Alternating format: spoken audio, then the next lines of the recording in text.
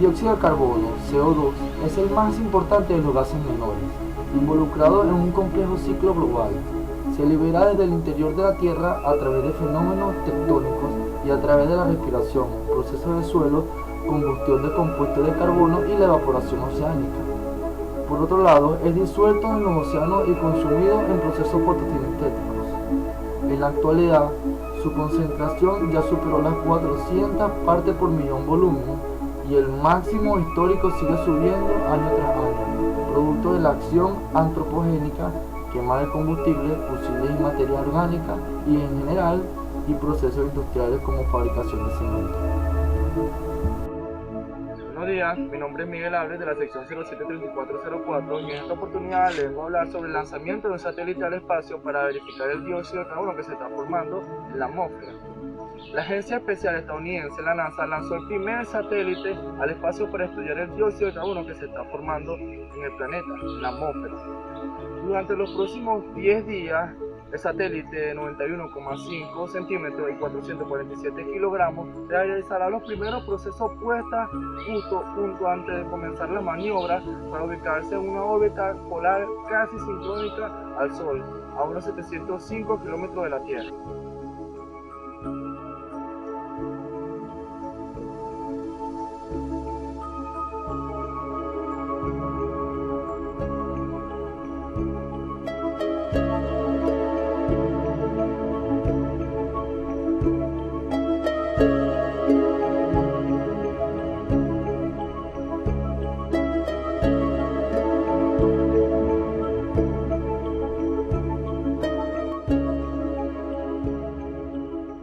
Casi una hora después del lanzamiento, el observatorio se separó del cohete propulsor y entró en una órbita de 690 kilómetros de la Tierra.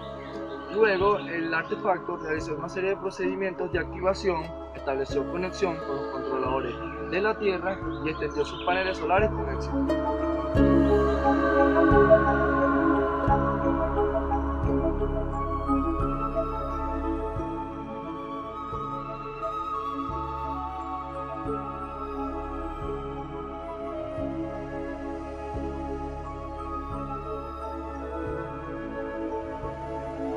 El nuevo satélite tiene una misión de 2 años, donde localizará los puntos de medición del nivel de dióxido de carbono del planeta, efecto de gas invernadero producido por el hombre, principal culpable del calentamiento global, y componente crítico de los niveles de carbono del planeta. Así lo anunció la NASA.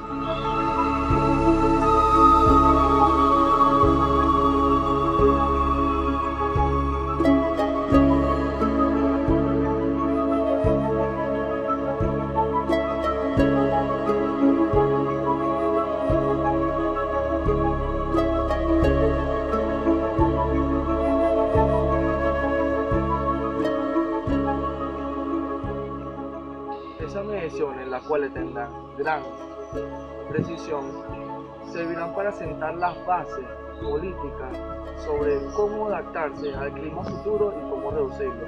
Así lo manifestó el presidente de la ciencia de la NASA, Richard Frey.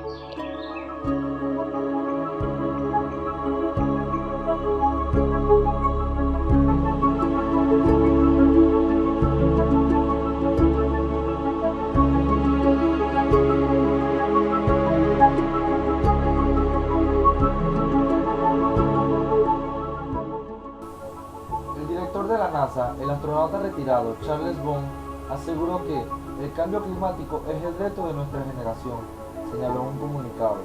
Bond destacó que GOCO y la flota de satélites de la NASA está cualificada para comunicar y entender esos cambios, predecir ramificaciones y compartir información sobre esos cambios para el beneficio de la sociedad.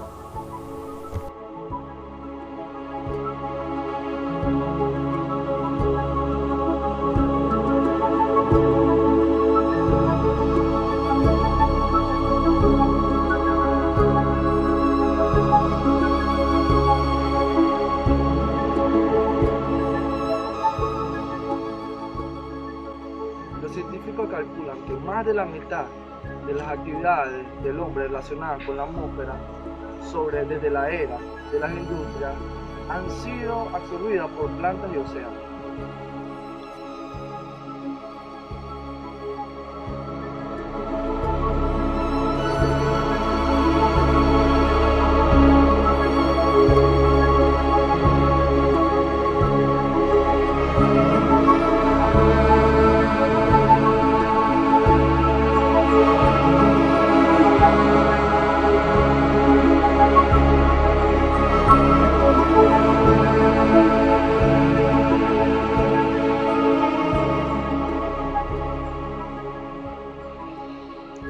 Esto indica que somos nosotros mismos quienes hemos venido afectando nuestro clima y nuestro ambiente. Es decir, que gran parte del dióxido de carbono que se ha ido formando en la parte de la atmósfera ha sido ocasionado por los usos de fertilizantes y por la industria, el dióxido que van impulsando. Entonces, quedará parte de nosotros proponer un buen futuro en nuestro clima y así solucionar los problemas de la capa de ozono y el calentamiento global que hoy presentamos. Esperemos los resultados entonces del satélite que va a verificar el dióxido de carbono que se está presentando allí en la atmósfera. Muchas gracias. Un modelo de computadora de la NASA ultra alta resolución ha dado a los científicos una nueva mirada impresionante sobre la forma en que el dióxido de carbono en la atmósfera se desplaza por todo el mundo. Columnas de CO2 en la simulación forman remolinos cambiantes a medida que los vientos dispersan gas de efecto invernadero lejos de su fuente. La simulación también ilustra la diferencia en los niveles de dióxido de carbono en los hemisferios norte y sur y los cambios distintos en las concentraciones del mismo a nivel mundial a medida que el ciclo de crecimiento de las plantas y los árboles cambian con las estaciones. Los científicos han hecho mediciones en tierra de dióxido de carbono durante décadas. De hecho, la NASA lanzó el satélite de observatorio orbital del carbono para hacer observaciones globales de carbono desde el espacio. Pero esta simulación es la primera en mostrar con tanto detalle cómo el dióxido de carbono se mueve en realidad a través de la atmósfera. En la primavera del 2014, por primera vez en la historia moderna, el dióxido de carbono en la atmósfera, el motor fundamental de calentamiento global, superó los 400 partes por millón en la mayor parte del hemisferio norte antes de la revolución industrial. Las concentraciones de CO2 eran alrededor de 270 partes por millón. Las concentraciones de gas efecto invernadero en la atmósfera continúan aumentando, impulsadas principalmente por la quema de combustibles fósiles.